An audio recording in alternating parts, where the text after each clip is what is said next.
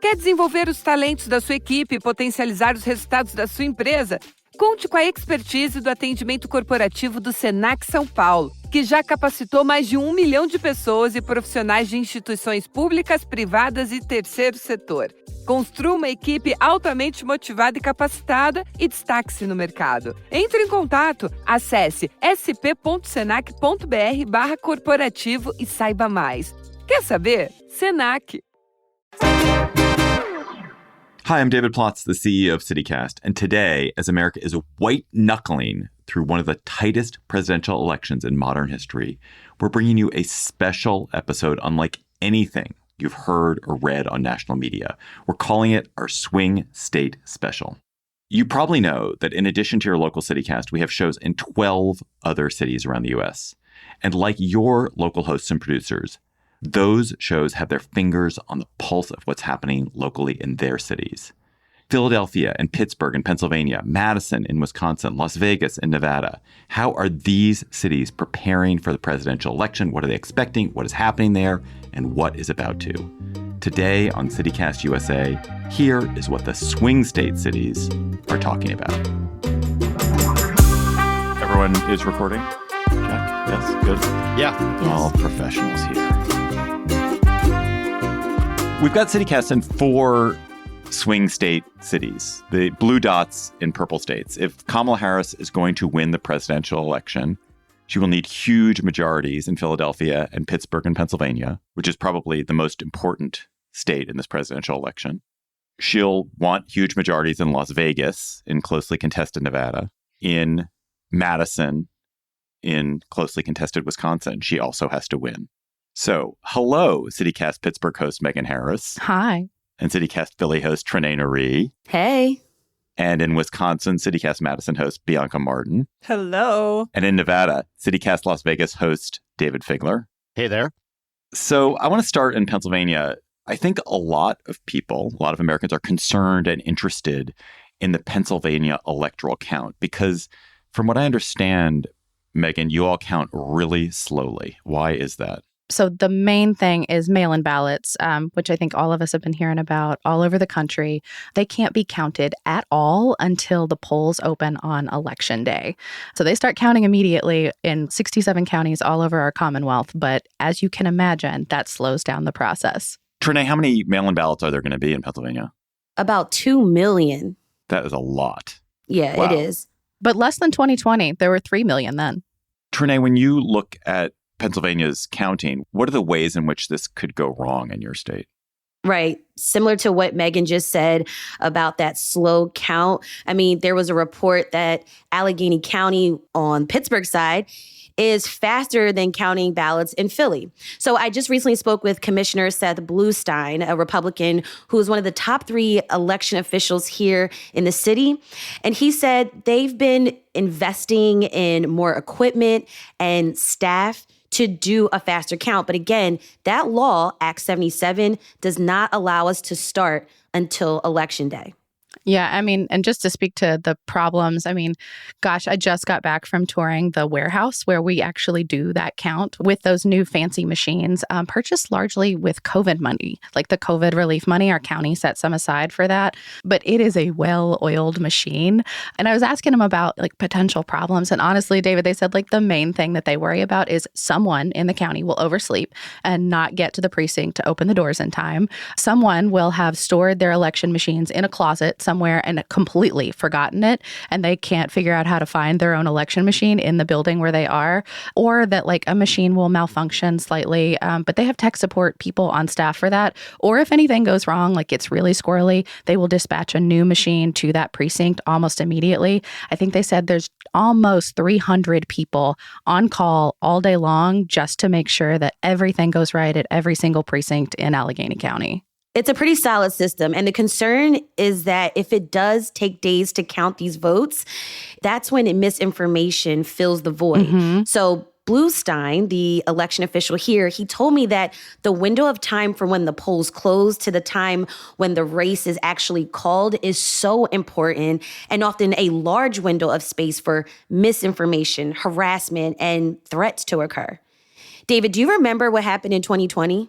I mean, I can barely remember what happened yesterday. What happened in 2020? Well, all eyes were on Philly. That's when 2 guys were actually arrested. They had assault rifles outside the Pennsylvania Convention Center in Center City days after the election. And these guys were convinced by Trump's rhetoric that the election was stolen. This was all while they were still counting the votes. Megan, when do you expect we'll hear results from Pennsylvania, either early results or the final results? I mean, here in Pittsburgh, they're estimating that we will have preliminary results, so not certified, but preliminary by midnight at the latest. And our Secretary of State here in Pennsylvania said, don't expect the whole state to be finished. What we have in Philly and Pittsburgh are different than what many of our outlying counties have. So election night might not be feasible, but we have several days then to certify it. I think by our state laws, we have 15 days to get the final count in. Then there's 5 days for legal challenges, which, as you can imagine, can slow things down. But they've already scheduled the meeting where they'll certify the votes. That's going to be in November. So they seem pretty certain that everything's going to go okay. I'm crossing my fingers here. Also want to mention former Republican Pennsylvania Governor Tom Corbett, who has been really involved in this whole process. And, he believes Trump is full of it. He says the elections are not stolen and that we may not know here in Philly until Friday who won the state. This is Bianca over in Madison. I'm just really curious because, like you guys, our elections are just so closely watched. Do you guys have election watchers? Is that a discussion in your state in terms of people going to the polls and maybe even congesting the space and causing kind of that sort of confusion? And there's a lot of early voting here, so I don't, if that's already kind of started here.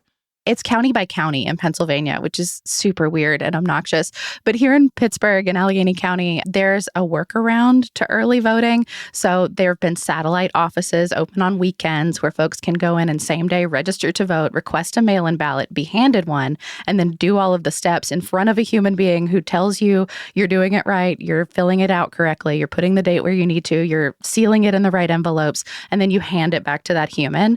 So folks have kind of popped into that. But the county always expects people at precincts, and they also set up space for people in the warehouse. So if you have RSVP'd, within reason, you can stand at a distance, and they have huge screens up mounted where you can see the live footage of various parts of the warehouse. And, you can watch and make sure that you are convinced that it's going well. I mean, it's always going well.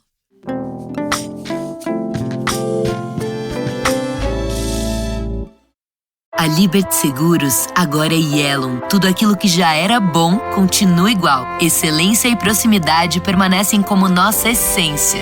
Porque não é uma mudança, é uma evolução. A Yellow está sempre em sintonia com você. É liberdade com segurança. A melhor experiência acessível a todos os clientes, iluminando cada passo da sua jornada. Deixe essa luz iluminar seu caminho. Yellow Seguradora. Seguro para viver livre. Consulte seu corretor.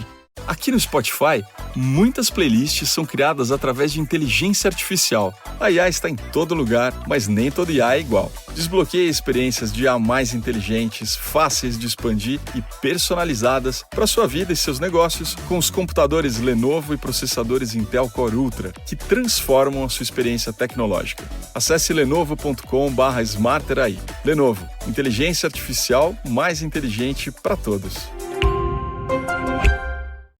Bianca, let's go to your dear state of Wisconsin, to Dane County, which is probably the most important county in the state if you're Kamala Harris. That if she is going to win, she's got to get huge majorities in Milwaukee and a huge majority in Dane County, where Madison is located, because the rest of Wisconsin is pretty red. And if she's going to win the presidency, she almost certainly has to win Wisconsin.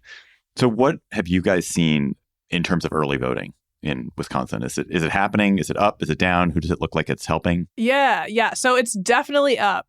Early voting is on fire. And yes, Dane County is a powerhouse for Democrats, and it is definitely the most important county.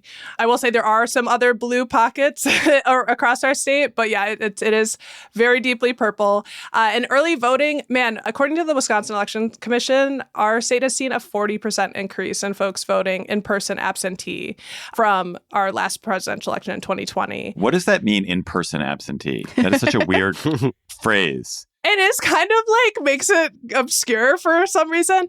It really is just early in-person voting in essence. But they don't just call it early voting because you can also vote early by mail. So what in-person absentee voting is that you go to one of the designated early in-person polling places, fill out your ballot, hand it over to the clerk, and they put it in a red bag with a bunch of other people's early ballots. That bag is then transferred to City Hall in what's called a chain of custody to be securely stored at City Hall until Election Day, because like Pennsylvania, all of our votes are counted on Election Day. And then at 7 a.m. on the 5th, those ballots will start to be processed. Yeah, that sounds really similar to us, Bianca, just slightly different. Like we have a box and you have a bag. Yeah, and box feels like a better idea than a bag. Yeah, a bag is crazy. You secure the bag. What do you mean? What is the bag made of? Is it not? It's not like a paper bag, is it? It looks almost like a hospital type, like something that you'd have a first aid kit in. It looks like it's probably as weatherproof, REI, backpack. Like a hazardous materials container of some kind. I mean, at this point, yeah, basically. Yeah. All right. Bianca, what are the theories about why in-person absentee, aka early voting, is up in Wisconsin? Yeah, I think the biggest theory is just that we have been made very aware how significant our vote is in this presidential election. It has been reiterated to us over and over again in terms of how we're going to have an outweighed impact. And that's how everyone is on this conversation today. Joe Biden beat Trump by only 20,000 votes. And that's something that we repeatedly hear, like how close it will be. And we constantly are having major names come through Wisconsin. The kickoff for early voting in Madison, we had Democratic all-stars Barack Obama, Tim Walz, actor Bradley Whitford. Donald Trump and J.D. Vance are constantly in Wisconsin making stops. And, it's not just recently, like the whole year we've had presidential visits, vice president coming, cabinet members and surrogates visit Wisconsin. But then the other main theory is the money. The money and investment it goes down the ticket. Our Senate race is one of the most expensive in the nation. Already over $100 million in outside spending.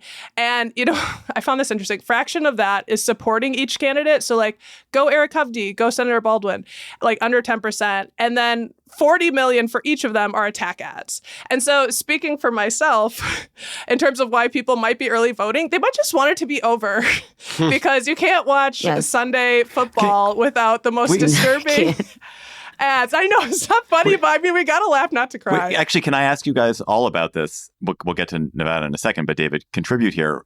What is it like to be a media consumer in your cities? Because I live in a place where there's very little being contested. And so the ads I see, I see an occasional Senate ad for Maryland, but very little else. Is it just every single advertisement you see wherever you are is political and it's every line of sight, every bar, everywhere you go? The Sphere, David, the famous Sphere has been purchased for an ad by Kamala Harris that lasts for a minute and they only on occasion allow music to come out of it. But on this one, you've got Beyonce's Freedom blasting for a minute. It is omnipresent. Yeah. And I mean, across every platform. Yeah, it's on YouTube. I can't watch any of the Halloween baking shows. And also, like, even in the mail, I don't even get bills anymore. I'm getting flyers to vote. I'm so sick of it. You just want your bills back. I just want the bills. Give me the bills. Yeah. I mean, I'm looking at my inbox and I mean, we're recording this kind of still in the morning. And I think I've had something like 47 emails, like just from campaign stuff. Oh, yeah. And the text, too. The text, the phone calls, the social feeds. It's nuts. That's so funny. Our mailman, I've had the same mailman for 2 decades. He has decided that this is when he is retiring. He is retiring at the end of the week because he's just tired probably of this delivery. No. It's a true story. We just signed his gift card. Oh, I love our relationship with our mailmen and women and people, our mail persons. I want to note, too, like in Wisconsin, it's not just the presidential race. It's not just the Senate race. No, For Wisconsin, it's our legislative races in a way that I've never really seen before, including the dark ads on Sunday Night Football. The legislature has been setting records for their elections and how much money is being spent. And I think that, at least for Wisconsin, it's because we have new maps. So we have new legislative maps. And we had one famously one of the worst gerrymanders in the country.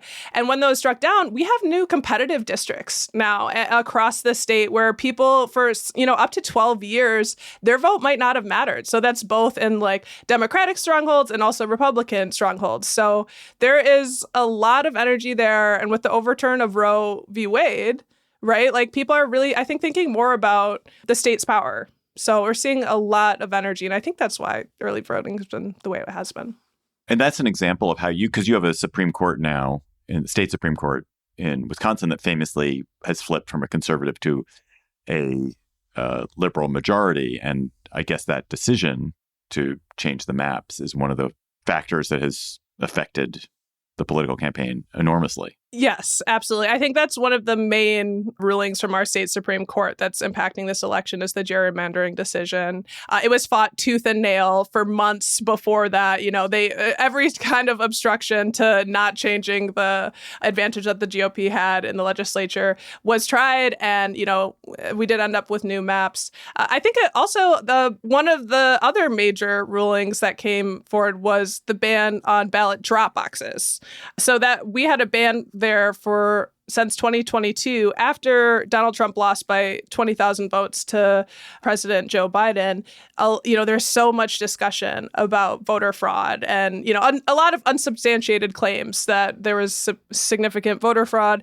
And then that decision came 2 years later. Now we have a liberal majority and they overturned that by a vote 4-3. So I think that also might have an impact in this election. With a liberal majority in your Supreme Court, are you guys still geared up there for election challenges like serious go after it if, one candidate or the other doesn't win? I mean, is there talk about it in Madison that is probably coming? Yeah. I think it's pretty, and across the state, we know that we are not going to know who won on November 5th. I think that's pretty clear in people discussing that. Yeah, a lot of officials here in Pennsylvania have said they kind of expect court challenges, but if there's a decisive victory on either side, that could at least quell some people from filing, but it just depends. Is the Pennsylvania State Supreme Court partisan, and does it have a partisan majority in one direction? Yeah, actually, I was thinking as Bianca was talking, we actually have something sort of similar. So we have a Democratic majority right now as well. And they just made a late-breaking election ruling as well. So before, if you made a mistake on a mail-in ballot, it just got thrown out. And now that's not the case. You can do a provisional ballot on Election Day, and it has to be counted if there are no other issues that would disqualify, it from going through. It started as a case here in Western Pennsylvania, but the court just ruled on it. So now it's going to hopefully make it more possible for more ballots to be counted as intended. Let's go out to the West, to Nevada, another very close state, probably of these three states, the least important. Thank you. Sorry. Because you just have so few electoral votes. And so Sorry, I shouldn't have left so hard. It takes some mental gymnastics to figure out how Nevada is the tie-breaking state, but it's not impossible. I think Harris would probably have to win Georgia and Nevada and lose Pennsylvania. We're or something. Part of every major word problem that comes to a solution for one party or the other. They want our mighty six. Yes, your mighty six. There you go. Mm-hmm. So you have in Las Vegas, where you host CityCast Las Vegas, David Figler, the key population center. So from what I understand, Nevada has increased ballot access, or it increased it in the pandemic, and it has maintained and made permanent some of the ways they increased ballot access. So what did your state do to increase ballot access? And who is it helping? Well, it's uncertain who it's helping. And that's kind of the thing, David, is that the old modeling is out the window. Some commentators here are calling this a unicorn year because this is the first presidential election with all these new voting access laws in place. So during the pandemic, obviously, they wanted people to still be able to do it remotely. And so there was a universal mail ballot that was passed, and then that was made permanent. So now every registered voter gets a ballot at their address. And they can do a number of things with it. They could discard it. hopefully in a safe manner. They could fill it out, sign it, and mail it in, or they can do what seems like a variation, because Vegas is the buffet capital of the world. All the options that I've already heard from the other swing states, you could bring it down and put it in a box. You could bring it down, have them destroy it, and then go and vote. You could sign an affirmation, which is what I did when I went to vote, that I will destroy it in a proper way, and then went and voted in the booth. So universal mail ballots was probably the biggest change of the system. We also have automatic voter registration at not just the DMV, but also places like the Department of Health and Human Services. So when you sign up for a license or you sign up for services, as long as you prove identification and you're not disqualified because of lack of citizenship or some other reason, you get automatically registered. And a lot of those registrations default to nonpartisan. And so we have seen a surge of nonpartisan voters like we've never seen before. And, you know, the main impact of these and other laws, including greater access out on the reservations for Native Americans, we're seeing way more votes coming in, especially early on, than ever before. What kind of trends are you seeing in those numbers? I assume there's more of this early voting. Yeah, so much more. So traditionally, the modeling here is that because Clark County is the most populous of all the population centers in Nevada, that's where Las Vegas is, there are more Democrat registered voters here. And so in prior elections, there's been a wall. They call it the blue wall of Clark County. It is a firewall that all the other votes have to kind of chip away at as the votes come in. The rural area, very solidly red. Well, we've seen that completely flip around. There is a red wall. There is a red wall of early voting. The rurals are coming out like never before. And so now the Dems are hoping that as time progresses, that wall gets chipped away with the mail-in ballots, with people who are waiting for Election Day. So there is a lot of nail biting going on. And no one knows what these nonpartisans or other party people are doing. You know, I mean, there's polling, obviously, et cetera, but it doesn't have that same sort of like percentages that prior modeling for predictions have been based on. And, you know, this will be the first time since George Bush was elected in 2004 that there's a stronger possibility that our purplish state is going to go for the Republican for president.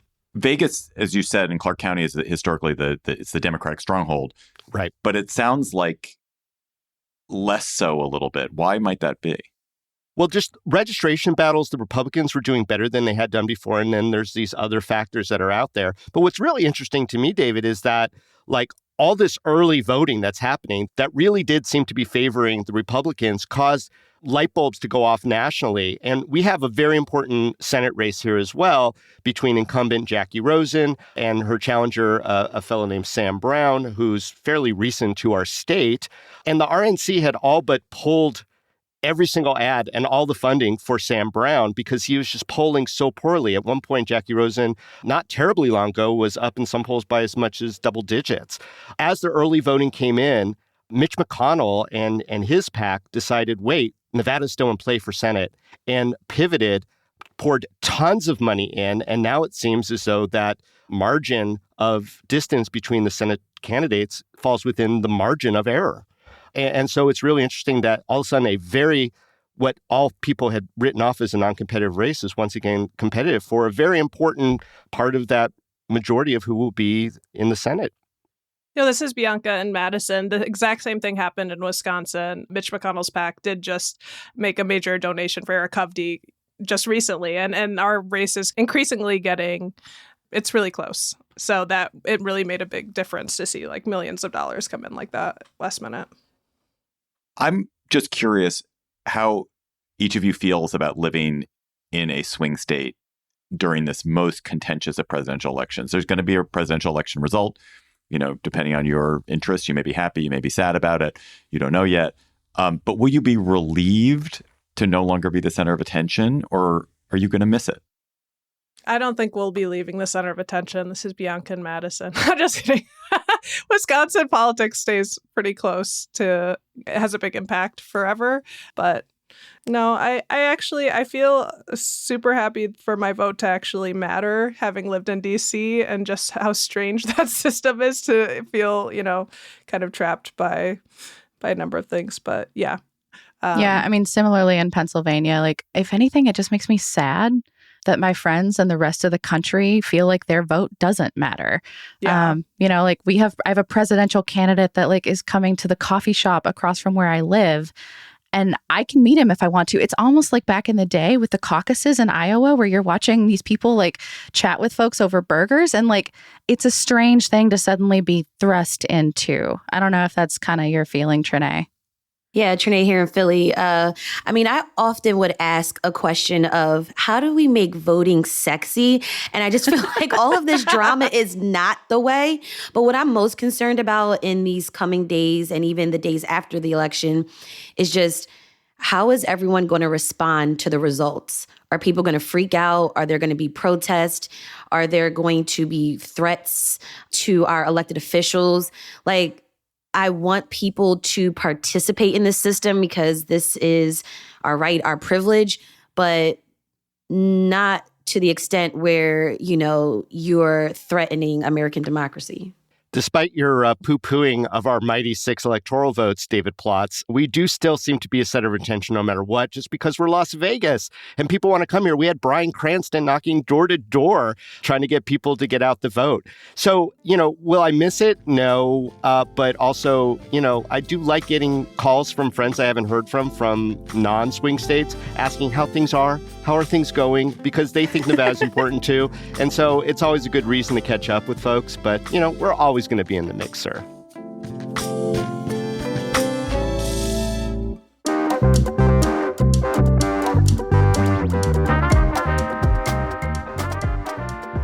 Thanks for joining us on CityCast USA, the Swing State Edition. If you have friends or family living in another CityCast hub, please tell them about the great podcast in their hometown.